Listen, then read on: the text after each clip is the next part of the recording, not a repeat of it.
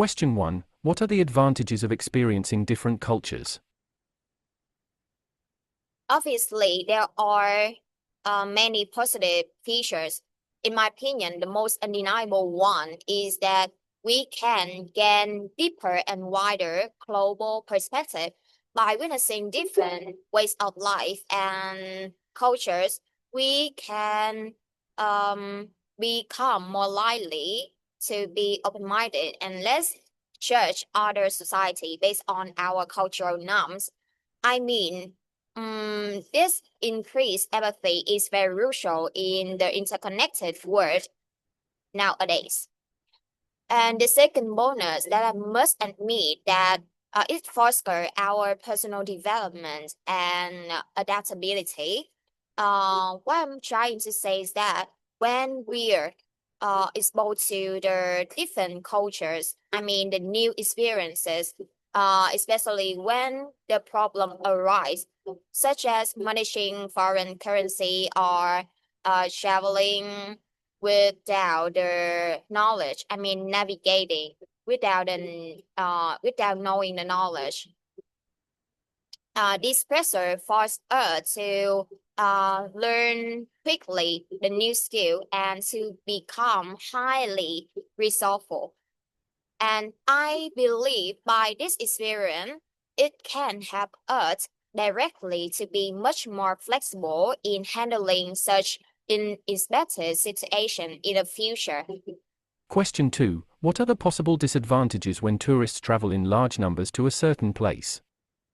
Of course, there are a couple of shortcomings, but the primary advantage that I want to talk about is the environmental strain.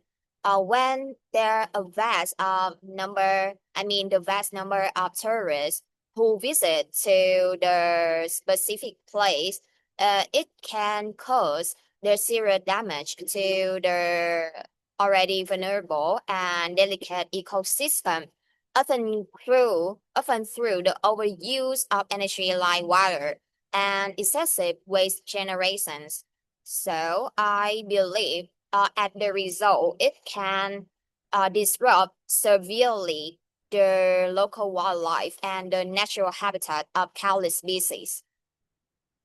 Also, the second weak point that I want to mention is that it has the obvious impact on the culture.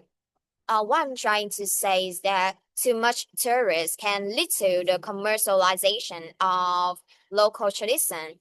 That's translating to many things like um, unique events, cultural ceremonies, and craft skill are transformed into stage performance for tourists, which I mean that can lose the original and true value, also the meaning to the community itself. Question 3. What are the advantages and disadvantages of low-cost air travel? Mm, well, obviously, there are many positive features of this issue, but in my opinion, the most undeniable one is the incredible accessibility. So low fares makes the flying affordable to almost everyone in the society, even the working class. So now it allows people to who couldn't afford the ticket previously to easily visit their families, attend important events, and even experience new countries in the future. As a result, I believe by this way, people can have the better quality of life, and in turn, it can also boost the tourism and the regional economy as well. However, we cannot ignore the disadvantages of low cost air travel. So, what I'm trying to say is that we can have the low quality and impersonal nature service. This is because to keep the ticket at a lower price, people, this airline must cut down on the customer care. I mean, the customer service significantly.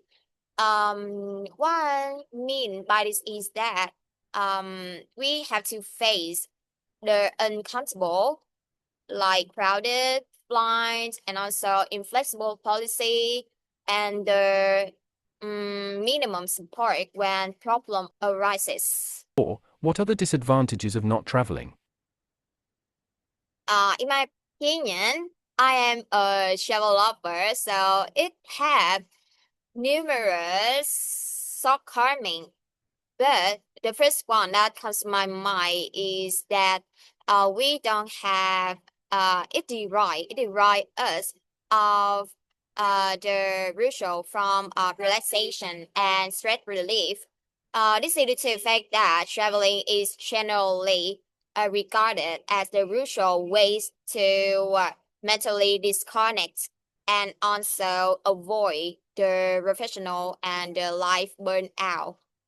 Yeah, so if skipping many trips like that, we can miss the crucial opportunity to recharge our battery and energy, which often leaves us feeling bored and even suffering the demotivation in their work and study as well. The second thing that I want to mention is that it can severely limit our knowledge and experience. When you stay at home, you just see everything through a small screen, and this can miss our direct exposure to the history, architecture, and different cultures. As a result, this lack of first-hand experience can make us become less open-minded and ultimately limit our perspective on the global scale. Just so. Thank you for listening.